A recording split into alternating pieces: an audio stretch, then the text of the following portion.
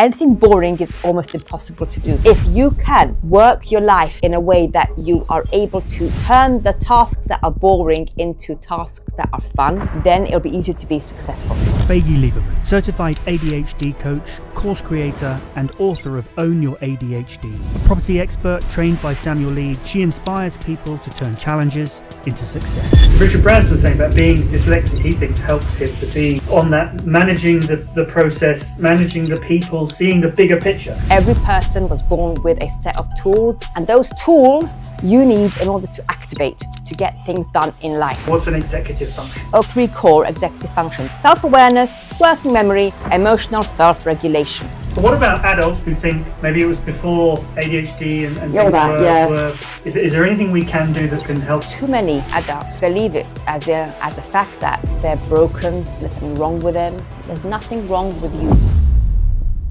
Tell us more about what you do. Oh my gosh, that's a very broad question. Okay, well, thank you for asking me on. And I hope that my answers and insights today will help you and your audience. Yes, I'm pretty sure they're going to help me. I'm quite keen to have this conversation. Okay, so I'm a ADHD coach, and I have got certification.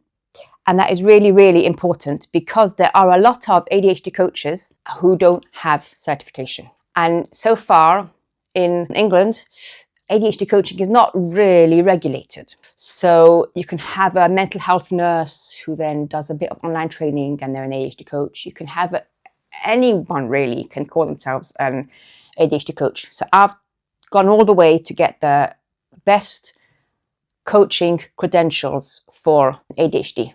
Yeah. So, people would come to you as a form of sort of, is it mostly adults or do you work with children as well? Because I think of this kind of thing as something that is part of the education system or... Interesting should you say be, that. but actually, yeah, but then actually, I get the impression that you work mostly with adults. I do. Yeah. I work mostly with adults. Most ADHD coaches work with adults. There's only a handful of ADHD coaches in England who work with children. Oh, really? Only a handful? It's quite a specialized niche. And personally, I have seen that one can get far more powerful success outcome if you work with the parents and the teachers than if you work with the child. Okay, so it's more about the stimulus rather than... Yes, because children, for various reasons, children who have got ADHD in many areas, they're way, way ahead of their peers. And in many areas, they're way, way behind their peers. So if they work one-to-one with someone like me, they'll find it very hard to take that lesson that they've learned with me and then to apply it to other areas of their life. Whereas parents and teachers will be able to do that more easily. So even if I get calls from mums, I say, well, I can work with your child, but I'd rather work with you.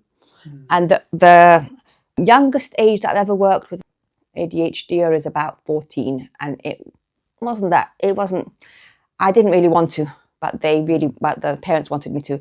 I don't work with an adult under about age 21. Because it takes that long for the brain to become ready to get the help. We'll get back to the interview in a moment. First, do you ever feel like the system is designed to keep you broke while the rich get richer? Well, we're here to help you flip the script. Our podcast and newsletter breaks down the 4 phases of wealth. Ditch bad debts, make your money work for you, take smart risks, and systemize for true freedom. If you want tips and exclusive content to build your wealth, click the link in the description to join our newsletter and take your first step to becoming self-unemployed. Right, that's interesting. Yeah. That's not what I think most people would expect. Yeah. Most people think it's sort of, people get diagnosed with ADHD at school and... No. And also parents, I was the same. Parents fall in this trap of, fix my child. Yeah. Doesn't work, darling.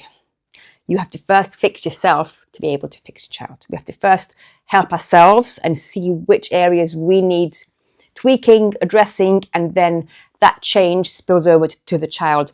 And it's much more powerful and it's quicker and easier. And I would have thought, well, I don't know, that implies that having ADHD is wrong. If you want, Why? If a parent, or they think it is, They think it is. Yeah. Yes. If a parent is saying fix Yes, my child. that's why they come to me. Yeah, but there's nothing wrong. Exactly. It's just that, but maybe you see something I talk a lot about on the podcast is the education system and how we're all conditioned to live a certain life in a certain way, stay in our lane, and maybe ADHD, dyslexia, things like that, they don't fit it so well to the way they want us to live, but that doesn't mean How did you know that? valuable. Yes, they are very, very valuable. Yeah. So in my book, Own Your ADHD, that one there, I talk a lot about the brain's differences. If someone who has got ADHD or any type of neuro, difference, and it's mainly the brain's executive functions that have been wired differently. That's my angle. So you can come at it from all different angles. So hang on, what's an executive function? Okay, executive functions are a bunch of tools that you have in your brain, and they're found in a toolbox in your brain over here, prefrontal cortex. And those tools you need in order to activate, to get things done in life. Right. Every person was born with a set of tools in their toolbox. Mm-hmm. And some of the tools I just mentioned, but it's more in my books: how to start things, finish things, decide with ease, memory, emotional self-regulation, time management, organization, plus more.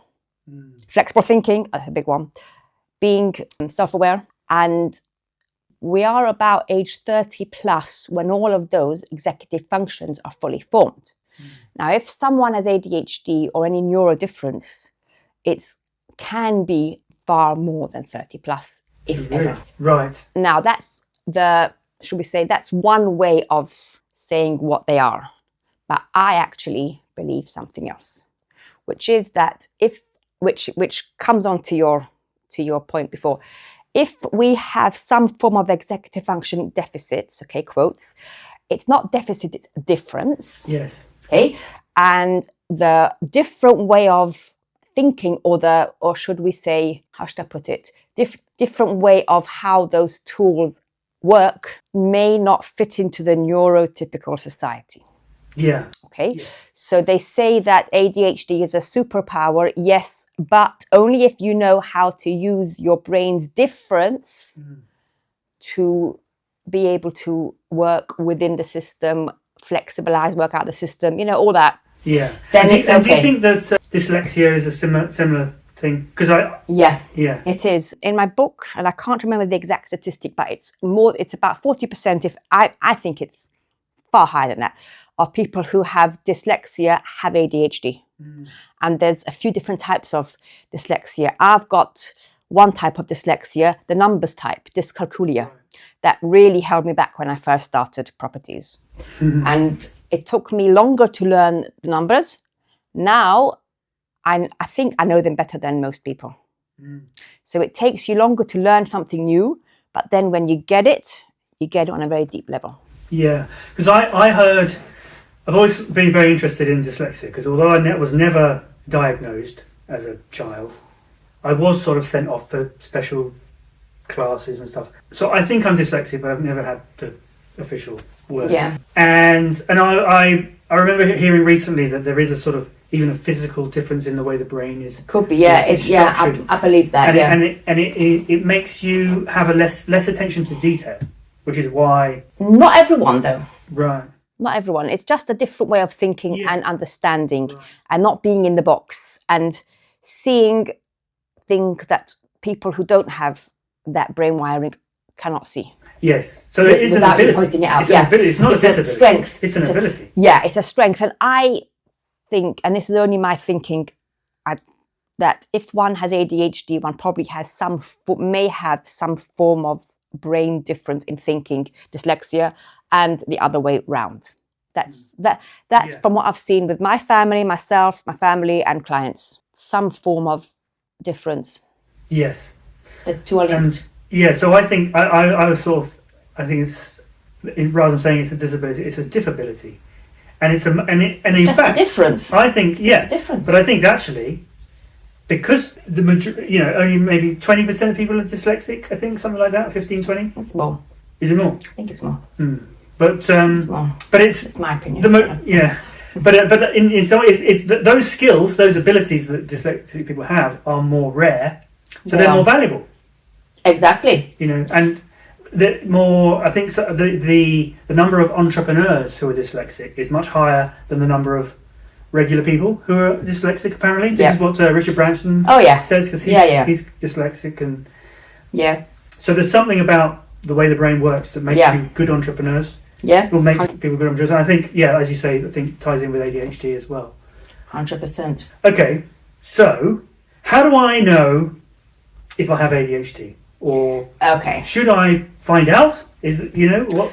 Okay, first of all, there's a very good PDF download if you go onto my website. And if any of those points resonate with you, maybe you might have ADHD. Okay. But you see, I'm a ADHD coach and I don't diagnose. Okay. Yeah. But I know more than the psychiatrists about ADHD. Definitely. Because I deal with it every day. They just go on textbook, tick, tick, tick, tick, tick, tick, tick. And I do the real hands-on, real life ADHD stuff.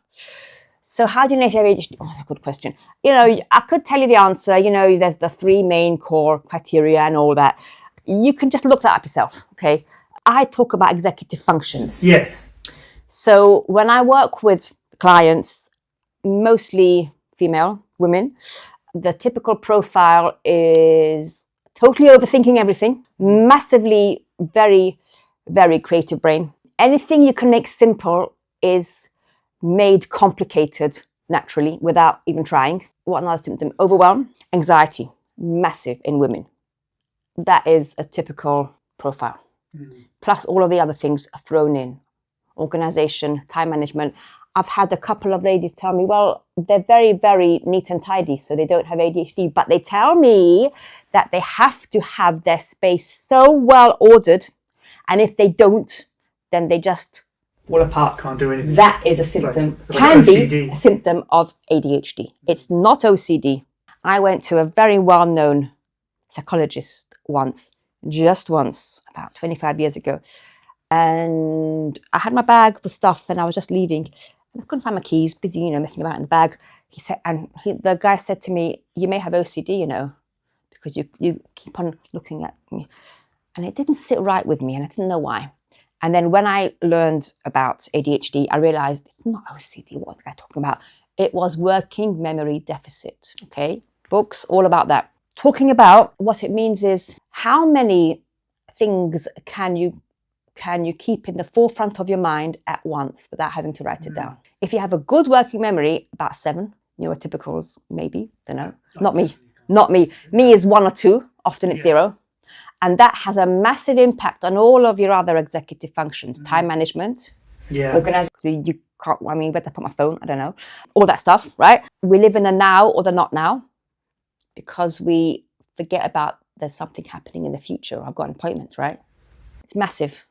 So something that happens to me is if I've got a lot of things on my to-do list, I know I need to do them all, but I can't decide which ones to do first, and then I end up doing none of them. Oh, I love that. Okay.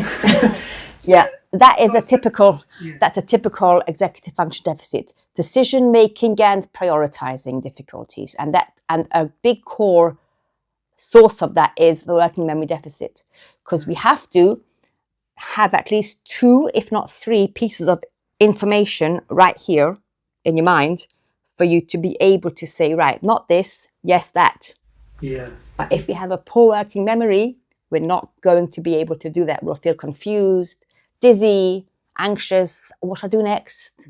All that type of thing. I had that the whole time with clients. That's classic.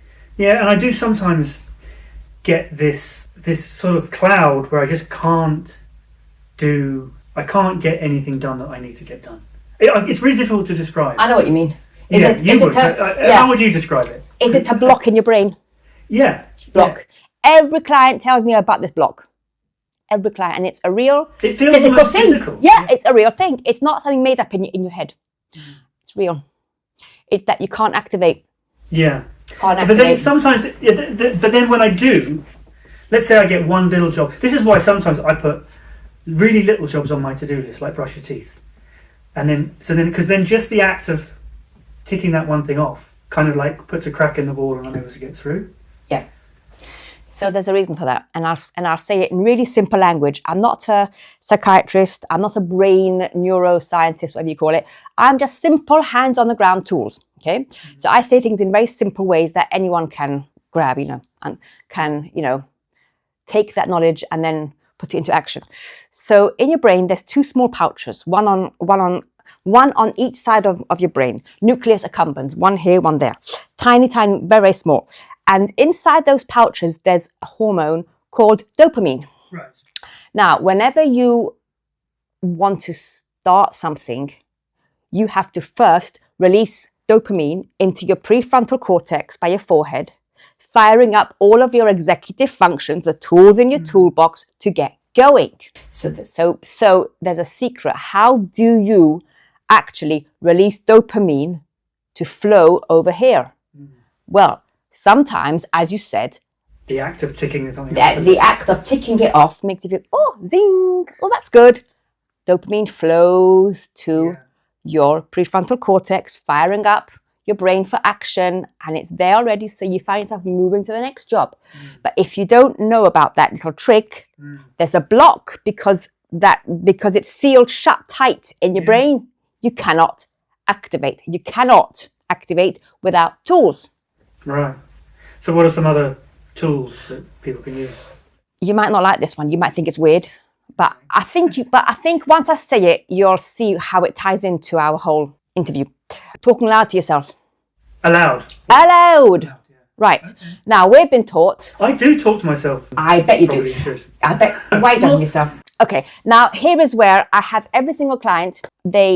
As we, go through the sessions, they tell me, oh, I do that. And I share a tool. Oh, I do that. And I say, well, yes, darling, you do, because there's one thing that I want you to get out of the coaching is that you're doing all of this already. Trust yourself, and I will teach you why it works. That's all. Yeah. Okay. So back to what we were saying, and I totally forgot. What was it? Talking to yourself. Right. Thank you. There's a phrase in English, talking to yourself is the first sign of madness. Yeah. Everyone says that. But that is part of the matrix. The narrow box conditioning. You're crazy to talk to yourself loud. Well, actually, I tell the client, you're genius to talk loud to yourself. Okay. Yeah, the Matrix doesn't want geniuses. Exactly. Spot on. Yeah. Okay. So, maybe things like dyslexia, people think differently. They end up becoming entrepreneurs more. The Matrix wants workers. Yep. Matrix wants workers. Matrix wants obedient slaves. Yeah. So I've been in the education system. Well, I was in school. But my daughter, I've got 5 children. My daughter, she's 26 now. So how many years is that in the education system? All the way to about 22 years. And now she's got children and they're in school. And I'm seeing the same thing happen. It doesn't matter which type of school, what, private, public. ADHD and all these neuro differences, whether it's ASD, dyslexia. You can say there's been progress in the last 20 odd years. I don't believe there has been much, if any, progress. And there's a reason for this. Because, as you know, whoever the powers be don't want us to feel special for being different. They want us to feel put down because they know that we're a danger to the whole society. Does that make sense? We think differently. Yeah. So we're made to feel a bit less than, a lot less than. We've got a disability. ADHD is a disability. ASD is a disability. Or ASD is, what's the word? Autism spectrum disorder. Right, yes. Okay, all of that type of thing is a disability. So we're made to feel less than, so therefore we may not feel so confident or even think we can do what we need to do in life. You know, or it makes listen us to feel a calling. Like what we want to do, the way we want, is not normal. Exactly. So when I talk to parents, I only say this if they ask me, but basically they need to homeschool their kids if they want their children who have ADHD to be successful in life. Now, when I was younger, I used to tell parents, well, if you want your child to come out of school with their self-esteem as much intact, if you can call that, as possible, it may be a good idea to get them assessed for ADHD and get them on the meds. Because unfortunately, that is one important way for some people, not everyone, okay, right, to get through schooling. Yeah. Because the schools do not, many schools, and this is case But by is case. getting through schooling Exactly. really that Hold valuable? on. Exactly. So I work with each client case by case. But if they want their child to get through school, I'm not here to say don't get through school. I'm here to plant some seeds, but basically help them the way that they want to be helped. So I just drop my ideas here and there. But some of my children were on meds to help them get through school. And now that I know what I know, would I do it differently? Probably. If I would have known then what I know now, I probably would have taken them out of school. But at the time, that I did the best actions with the understanding that I had then. Yeah. So we always have to be kind to ourselves. But with my son, he's now 13, the youngest child, I've got far more time for him, far more headspace, and I've actually half pulled him out of school. He's on a flexi schooling idea, which is a bit of a loophole. It's not a statement. Statement is, I think it's called the AHCP nowadays, when you get a child extra hours of one-to-one help and it's paid by the council. Okay. He couldn't get that because he's very high functioning. He couldn't get that. But we've got something else, which I think is a loophole. Flexi schooling is when you have with the school plan where the parent and the school sort of teaches the child. So he's in school from 9 till 12. That's what works for him. Then he's home for the whole day. And he does maths, English. He's got all sorts of mentors and tutors that teach him the things that he wants to learn. He's on his bike. He goes here, he goes there. And weekly, I send an email to the Senko with what he's done, so it's all tracked.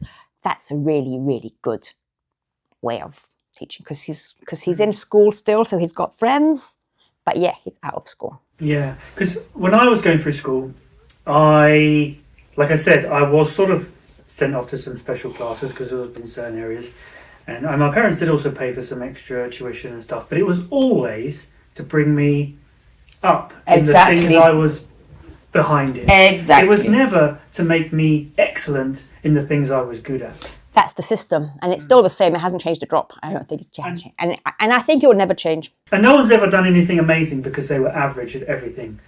Everything amazing has been done by someone who was excellent at something. True. Even if they were terrible at other things.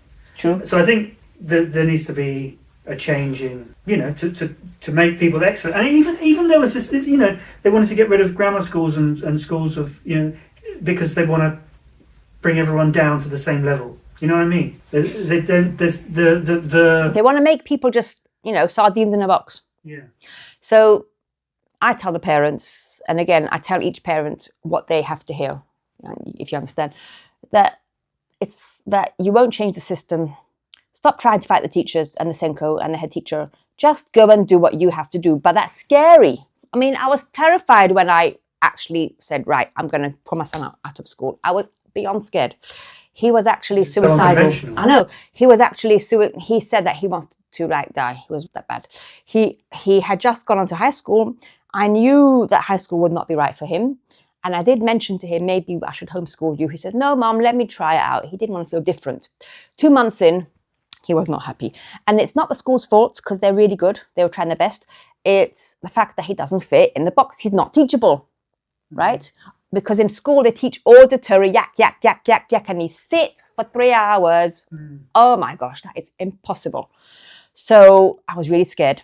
And it was at the same time that I also started properties. So I was at my desk doing my, right move research, and he was next to me on his desk doing his stuff on his, desktop.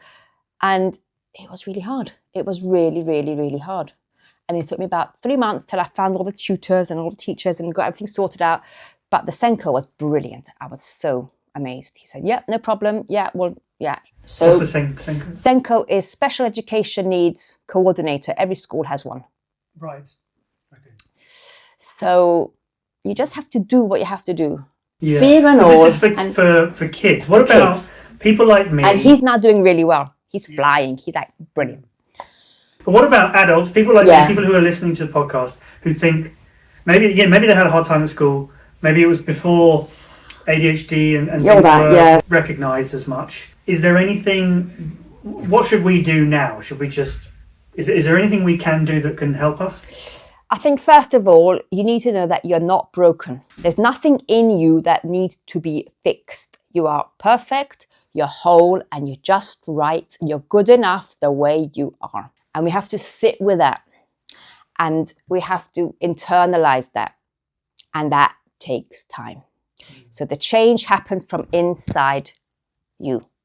Then it will spill over to outside, to your actions. So we just have to sit with that. And because too many adults have, they just believe it as a fact by now, that they're broken, there's something wrong with them. There's nothing wrong with you, nothing wrong with your brain, nothing wrong with how you think, nothing wrong with the fact that you've got mess in your house that you can't even think of having anyone over.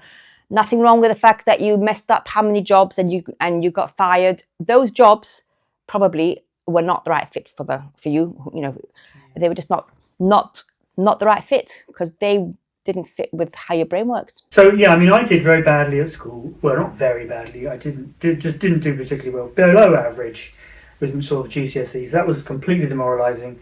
But in my family, to not go on and do A levels would be terrible. Yeah. If I could go back now, I would leave school at 16 and become a joiner or something like that. That's right. Hands-on job. Hands-on. Your hands. Yeah, hands-on, and get into property investing. Exactly. with those ADHDers skills. are really good with their hands. Yeah. Yeah. Hands. And Doers. I was always much better in those subjects like art and craft. Yeah.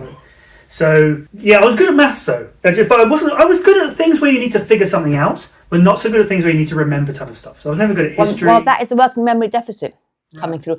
But probably if, let's say, maths, history, whatever subject, if it had real life meaning to you, probably you would just understand it very easily. It's when it's this theory, when your brain cannot hook it onto a real life 3D situation, it's too vague and the brain cannot internalize that. So whilst in some ways I feel like the education system tried to teach me I was stupid, I never fully believed it. And now I'm glad that I've gone the other way. Yeah. But it took me a long time. I know. It's only really the last few years that I've thought, actually, the way I think different to other people. And that's what this podcast is all about. It's why I started the podcast. That's why I named it Self-Unemployed. It's kind I of love that name. words. Oh, it's to brilliant tie name. in with that different mindset that we have. And I now strongly believe that it is the right mindset. It works. So where was I going with that? Yeah, where was I going with that? Working memory deficit. Yeah. There we go. I just laugh. Yeah. It's fine. It's good. Yeah, so that's one of the things you mentioned as the critical... Prefrontal cortex. Yeah. And there Executive functions. Executive functions. At the start of the podcast, you listed off a bunch of things. And in my head, I didn't want to interrupt you, but in my head, I was ticking them off. Yeah. Thinking, I got that. Maybe we could go through Yes, those? let me find it in my book. I've got an overview. Here we are, page 35. So we've got here 11 executive functions. Right. There are 3 core executive functions, and those 3 core are the central pivot. And then all of the other executive functions work around them.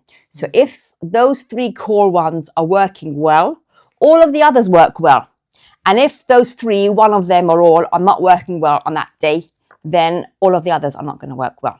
So it's like saying you've got think of your car, and your car has all those dials and buttons, dashboard, all stuff there.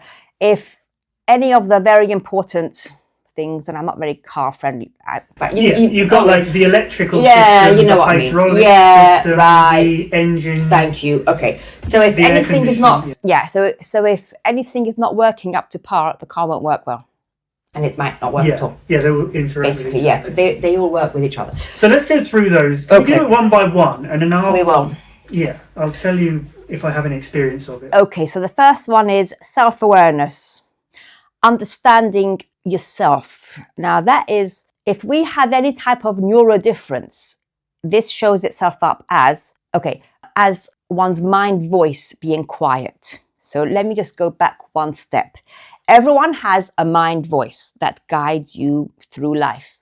If we have ADHD or any type of neuro difference, the mind voice will be quiet when you need it the most, or it will be set far too loud, the inner critic, imposter syndrome. Okay, I've spoken to many, many clients, and they tell me what they tell themselves when they've made a small mistake. And it's shocking how they talk to themselves. So part of this is nurture, part of it is nature. Okay. Yeah. And something that I just thought of, we all say stupid things sometimes, but there are certain things that I've had, conversations I've had where I've said something really stupid, not necessarily offensive or anything, but just things that I, for whatever reason, I now wish I hadn't said. Those things haunt me. Yeah. Even from 20, 30 years ago. Yeah. I still remember them on a regular basis, like a PTSD or something. Yeah, exactly. So I work with the clients. I'm a coach. I'm not so I don't really give tools like a therapist gives. Okay, I give just hands on the ground tools to help you live your life from now onwards, moving forwards. Okay, therapy takes you from the past. Helps you understand how the past got you to the present moment. However, many, many people tell me that what I share with them is quite a lot like therapy and psychotherapy. I've never learned that before. But I've done so much work on trying to understand myself and help myself that I naturally give that over to them. So your idea, you said, so part of it is actually that someone who has ADHD, the brain is wired a little bit more to the negative, very black and white. And that's a good thing actually, which I'll soon tell you why hopefully I'm going to remember that I have to tell you why. But the downside is that we tend to be very self-critical. So the mind voice is set too loud. Yeah. Okay. So it's work that you have to learn to focus more on what you're doing right and get that voice loud and focus more and praise yourself more on what you're doing right. And clients can find that difficult because it's not natural. So I said about the black and white thinking. Yeah. So we tend to have very high standards. That's often why we get things done to a much higher level. But the downside of that is that we can tend to be very critical. Can tend to be very, very critical of ourselves if we don't do something to that high standard that we want it to be done. Perfectionism. Right. Get it? Yeah. Yes. And they say that perfection, what is it? Don't let good be the... Well, I say that you can want to do things perfectly, but don't expect it to be done perfectly. Yeah. Well, was it don't let perfection be the enemy of good? Something like that. Yeah. Okay, I get what you mean. So for this one, for the self-awareness executive function, the main skill is, as we said, talk loud to yourself, praise yourself, talk to yourself in the mirror. You did really well today. Oh, wow. Laugh at life, laugh at yourself.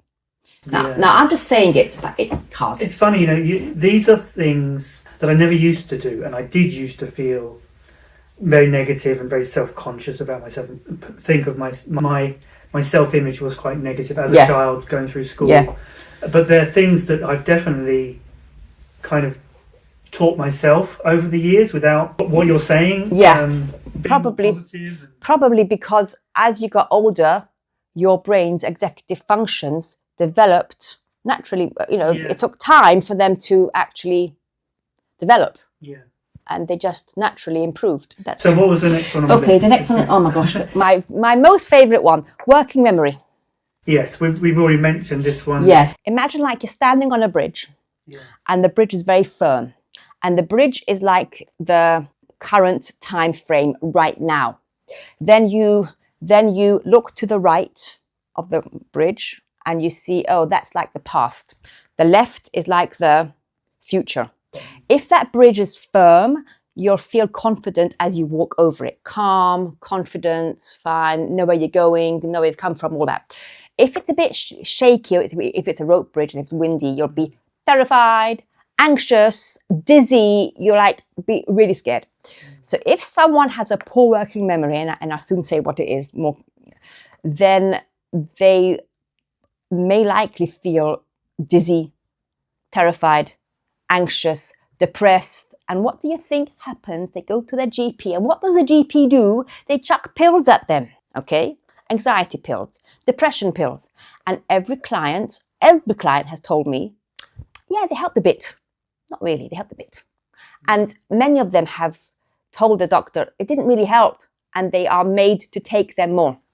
They said, no, take them. Maybe there's some funding going on here, I think.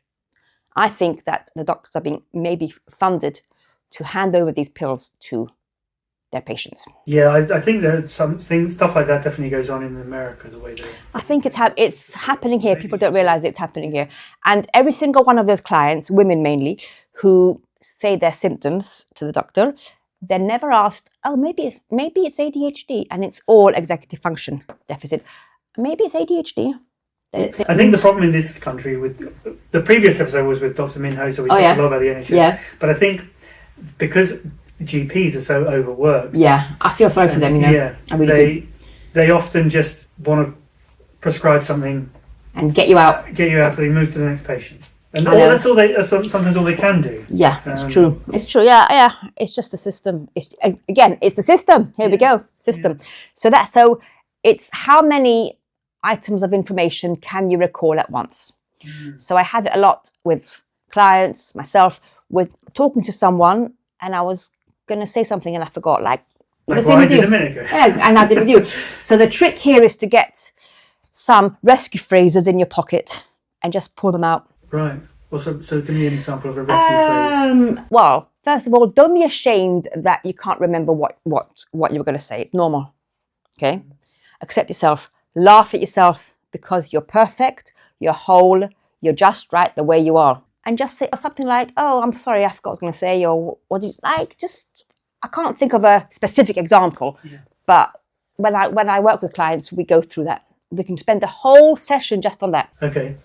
So working memory, that's huge. Now, people look at me and they say, oh, Faigy's so organized. She's got 5 children. She's got 2 careers. She's a superwoman. I'm not, because my brain is like jelly. And the only, well, it is jelly, if you know what I mean, but my sort of thinking process, okay? Yeah. And the thing that holds it up is the systems that I use. So I always say that you cannot change your executive function level, okay? But you can change the way that it works through systems, scaffolding. Think of a house that's just, falling down. So you get poles, prop it up, okay? So I live my life by tools, and I know that if I don't use any of those tools, I'm gone. So back to the lady who said that she's very organized. She has not got ADHD because she's so tidy and neat, and or she might think that she has OCD, or and I say, well, no, I don't know if you have OCD. Maybe you do, but I don't know if you have. But she said that if things aren't messy, she can't think straight. That may be a sign of working memory deficit, because one of the best ways to help you think is to have a tidy environment. Now, tidy doesn't mean tidy. It means only owning what you need. Yeah. So in my past life, I was a home organizer, and I would go to the clients and think, oh, she's tidy. What's the problem here? Well, I would open the cupboard and I say, yeah, there is a problem here, because there were no systems. Okay, so I don't say neat and tidy. I say do you think there's a difference between something being clear and being tidy? Because something can look very tidy, but then you don't know where you put anything. Well, if it's clear, it's functional. If it's clear where you put everything, as you said, you have to have a home for everything. And I always say that your home can be as messy as you want. I don't want a home. I don't think a home or an office should be neat and tidy the whole time. It's fine to be messy as long as every item has a home that you can put the item away to. Yeah. I've been renovating renovating a house to put as a service accommodation recently. And I've been working with a friend of mine who's a builder. And I'm constantly losing tools. And he's always laughing at me when I say, where did I put the drill? Where did I put the knife? Yeah, that's working memory deficit. By the way, we didn't once talk about focus, you know. Well, we're still going through the list, aren't we? I know we are. But people think about ADHD as focus. You can't focus. I haven't said the word focus yet on purpose because ADHD has been misnamed and misdiagnosed and whatevered. It's not about attention deficit hyperactivity disorder. It should be called emotional, which is now the next part, emotional self-regulation difference. So what's that? Emotional Oh, what is it? Working memory, I can't remember. ESMD, maybe? Whatever. ESMD. Yeah. It's about having very intense emotional reactions, positive and negative. If we have ADHD or any neurodifference, we are wired differently. We are wired that we can actually potentially live life more richer, more fuller, because we can feel things deeper, okay? Now, the downside is we can feel things much more intensely as well. Yeah. Deeper. Things So you are have to not learn, meant- you have to learn how to manage your emotions. And that's not taught in school, is it? No. So we're very intense when we have a good idea. We're like, woo! Yeah. And then when got a bad day, we're like, Yeah, that's definitely, that resonates. Now, a big source of that is working memory deficit. Because if we have a working memory deficit, we also have other types of memory deficits, like forgetting things that happened recently or long ago. We find it hard to make, what's the right word, connections between the similar things that happen, patterns. So if we're in a bad mood today because of something that happened, in that moment, we can very easily forget, well, it happened last week and it was fine. And it happened last month and it was fine. Now it's like it's happened and that's it. The whole world has ended. So we feel the down more intently. And then when we're in a good space, we think, we'll be like this forever. And we forget, well, after, and that comes down, darling, you know. So it's the same idea. Working memory deficit comes in with emotional self-regulation, works together. Okay. And self-awareness. So if in that moment, when we have that down moment, if one can talk loud to yourself and say, hold on a minute, it'll be fine. Let's do this. Let's think of that. Then everything will start to work better. But the secret is, how do you activate that voice in that moment? That's the hard one. Yeah, that definitely resonates with me. I definitely feel like I have those highs and lows. Yeah. In terms of motivation and you know, because when I'm motivated, I'm really motivated. When I'm not motivated, I'm really unmotivated. Like I said, it's almost like a brick wall. There's a brick wall, block in your head. It is a physical block. So what's the next thing on the list? Oh, there's loads. Okay, so those are the three core executive functions: self-awareness, working memory, emotional self-regulation. Okay. Then you've got all of the others. Motivation. You tell me about how does that show itself up in your life? Motivation. It comes and goes. Comes and goes. And sometimes I'm very motivated, and other times I'm very unmotivated. Is there a pattern? Not that I'm aware of. There usually is. If you have any type of neurodifference, let's call it ADHD for our purposes, you really need to understand that your brain is wired up for interest. Anything that's interesting, your brain will do. If it's boring, if it's in some way overwhelming, if you can't work it out, your brain cannot do it. And your brain shuts down, can't function. And people tell me, and I feel this, if you don't have the right tools to help you, you feel like you're dying. You feel can feel physically ill. Yeah. And you can't activate. You can't get started. Or maybe you could start, but then suddenly you stop. Or why do you push things off? Procrastination. That is another one of the 11 executive functions. Oh, definitely procrastination. Yeah. Well, procrastination. In periods. Like it's weird when I have to do things. Like I've been recently. Well, even now. The last few months I've been very, very busy with some property stuff, back to back, 3 renovations, and I just couldn't stop. Yeah. But when the pressure's off and my time is my own, it's up to me to kind of find the next deal or whatever. I can waste days. Okay, so here's the thing. 2 things. First of all, your brain is fired up to do interesting tasks. Yeah. Anything that's boring, let's say that last 5% of the refurb that you can't finish, it's boring. That is always the hardest. It's boring. It is the hardest. tidying up the tools at the end of the day, it's boring. Okay? Anything boring is almost impossible to do. Now, I bang on about this, but people don't understand it well enough. That if you can work your life in a way that you are able to turn the tasks that are boring into tasks that are fun, interesting, and if you can try to do your best to only do the fun, interesting things that then it'll be easier to be successful. Yeah. Okay? Yeah. Okay. I mean, in some ways, though, I feel like doing the refurbs is not something I'm good at. I used to be good with my hands, but now when it's come to property, I'm not so good at doing the painting and things like that. Right. I'm actually much better at the numbers. Okay. How come? What changed? I don't know. Did you get boring? Did you get boring? I suppose, yeah. There you go. Yeah, I suppose you're right. Hit nail on That was a rhetorical question, wasn't it? It was boring. It's boring. Yeah. Yeah. Plus, what did you say that I had a thought about? You said, sorry, this is an ADHD moment, by the way. You said about that you can't do the tasks. It can take days. I can procrastinate for days when there's not. Yes. When I don't put that pressure on Yes, myself. right. Because you need outside deadlines to get you going. You find, if one has ADHD, one may find it hard to get up and go going. Okay, as we talked about earlier on. Okay, dopamine going. So we need outside sources to get the dopamine flowing. Okay, which is an outside deadline. Someone needs you, or there's a job that someone needs you to do. But if you need to do it, it's not the same motivation.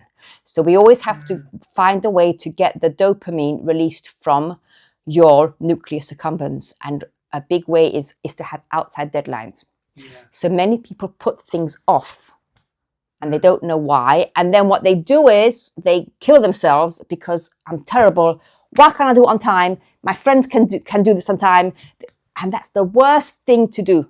That kills all of your pushed drive. That is the worst thing, to talk badly about yourself. Again, being self-aware. You have to talk nicely, lovingly to yourself. And if we have ADHD, boring tasks are boring. And don't expect to ever do them on time unless you have tools. In my home, if you would enter my home, you would see it's tidy, it's fine, I'm functioning, I cook for the family. I do things at the last minute on purpose. Yeah. But if there's no last minute because there's no deadline, then exactly. Yeah. But isn't this kind of, for want of a better word, normal, not just ADHD? Don't normal people find boring things more difficult to do? Okay, so they could then, yeah, but they may find it. They can find a way around it. Right. If we have ADHD, if we don't have tools to help us, cannot do it. We cannot do it. It's really that strong. We cannot do it without tools to help you. Yeah. So that is a difference. Because I had a lot of work to do on the podcast, making lots of clips and stuff, and this is early days when I was editing it myself. Yeah. Oh yeah. And I went away on a sort of working holiday, thought a change of scene would help, and I just couldn't do anything. It's too boring. Yeah. Dead boring. So something that's so boring, just don't do. Now that's not being lazy, that's being clever. That's being wise, because we only have a finite amount of time in the day to do things. So rather get done the tasks that you love doing, the tasks that you're very good at, and the tasks that you hate doing that are boring. Probably many people could do that task for you, so get it out the way. Now, well, and also people could, like, when I stopped editing the podcast myself and outsourced it, they do a much better job than I ever did. So there you thank you. There you go. They'll be the first people to watch this. There you go. Yeah. It's the same idea. Yeah. There you go. So we're trying to be good at everything. Again, that is the trap. ADHD trap is trying to be good at everything. Perfectionism. You cannot be good at everything. You have to choose what you want to focus on and choose what you're not going to focus on. And that's not lazy. No. Most of my clients tell me they're lazy and I want to cry by now. And I do think that they're not lazy. Yeah. You go back to what Richard Branson was saying about being dyslexic. He thinks helps him to be on managing the process, managing the people, seeing the bigger picture, knowing what this person does, how that will affect what this person does, rather than having that sort of detailed view. It's a wider view. And that's what So, helps yes, some them of be them, a good businessman. yes, some people have that wider view naturally. Some have the more detailed view naturally, even though they have ADHD. Okay. It's both. Right. Some, a very small number of people have both. They have the wider view and they have the detailed view. And that is, I think that's, I've seen that only a few times, and that's genius. That's like beyond genius. And that if they don't Someone know like how Elon to, Musk is probably if they don't know how to use that in the right way, it can torment them, because both are fighting against each other. Yeah. The next one is flexible thinking. Now, let me share with you, most of my clients have this as a massive strength. Creative brain, okay? The way that we do things is not in a linear, neurotypical fashion. We do things differently. So my books, they're like nice and thick, 200-page each book. They're very well thought out, written. I did it way before AI. This first one, Own Your ADHD, is all about ADHD, the stuff that we don't talk about, that I'm sharing with you. Then I have part 1 and part 2, Banish Your Overwhelm. First, you have to learn how to check out all your extra stuff, the clutter. Then you have to learn how to make methods, systems of what you have left. I said that. Why did I say that? Yes, right. So if you would, read my books, they're clear, well thought out, but you don't know that the way that I got to this stage was not clear and not well thought out. It was just sort of jumping from, point to point. Then I made it all flow. That's how the ADHD brain works. So in school, we learned about when you write an essay, you do the intro, the middle, the end. Forget about all that. Yeah, forget. You just start wherever and you end wherever, and then it will all work out together. That's how the ADHD brain works. Okay. It works by joining dots together with lines, and somehow it looks organized. So the outcome may look the same, better, if I think, than someone who is, neurotypical, because they do things 1, 2, 3, 4, linear fashion. We do things differently. So ADHDers, women very much so, we're overthinkers, creative thinkers. So if I ask a client to do a simple task, she'll ask me a bunch of, questions about that task. I say, darling, just do that. And there's all these thoughts going on in the brain, connections, creative brain. Yeah. And that's a strength. Now in school, the teachers say, be quiet, don't ask questions, right? Just get on with it. Get on with it. But that is their thing makes you think about something else. Exactly, but that is the person's genius coming out, the overthinking or creative connections. Yes. But if they don't, which creative connections is another way of saying distraction. True. Or that's what the teacher would say. Exactly. Yeah. Focus. Yeah, exactly. So for far too long, people have, internalized that they're stupid or they're overthinking or they're, call it what you like, but it's genius, creative genius. And part of the ADHD success is learning how to simplify your life, because we will naturally overcomplicate things. Making dinner, doing the laundry, anything simple, you have to learn skills to learn how to simplify it and how to systemize it, because we have that natural genius that we overcomplicate it. So you say you work with clients. Yeah. I'm kind of interested in working with you, because I definitely think these things affect me. And so what does that look like, and what's the point? What would be the benefit for me? Okay, so it looks like, well, here in the UK, there is funding. If someone has ADHD or any type of neurodifference, dyslexia, ASD, etc., there may be funding for them to get coaching. Right. And you may be able to get it without having a diagnosis. And you are a coach. I'm an ADHD coach, and I help a lot of people get funding. In the last 9 months, I've helped 200 people get funding. How it works is you get the funding from Access to Work. It's part of the DWP. So they help people get funding to help them start a job, start a business, stay in work, any type of work. related as support. someone who's self-employed, Yeah. in their language, Yeah. self-employed, You can get you can funding. still get it, yeah. You can get funding. And it's not easy to get the funding. There's a 15-month waiting time. However, I'm the expert in helping people, and I have got ADHD. So my brain always thinks of the endless possibilities and ways around things. And there are ways to help you. Right, not so wait what is long. the funding for? Okay, Is it for the... it's to help the person who has got ADHD succeed at work. Okay, so they give a few different types of funding. Specialist equipment, ADHD coaching. They can give you a PA who will do the work for you that you find impossible to do because of your ADHD. So they'll give you a pot of money and then you can hire your own PA staff. Right, so you can hire a virtual assistant. Yeah, to... there's ways that there's things that you have to do, criteria, etc. But it's not easy to get the funding. And if a person tries alone, usually they don't get much, if at all. However, I know the system, and that is the bulk of my work, getting funding for the clients. So I do the lot. I do everything. I get on the phone for them. I talk for them because I know how to speak to the people who have to decide. Yeah, that's what I do. So if anyone thinks they have ADHD or ASD or dyslexia or anything like that, there is help out there, and people don't get it when I say you may not. You may be able to get it even if you don't have a diagnosis. They don't get it because they're so conditioned with the matrix that even if you're finding it hard, talk to me and I'll probably be able to tell you whether you can get the funding or not. And I've turned people down. I've said, I'm very honest and clear. And there's a stigma. It's exactly. Like some people they don't want to be labelled as ADHD. Okay, so here's the thing. Or whatever. I don't care. Yeah, I don't care if I'm called ADHD or whatever.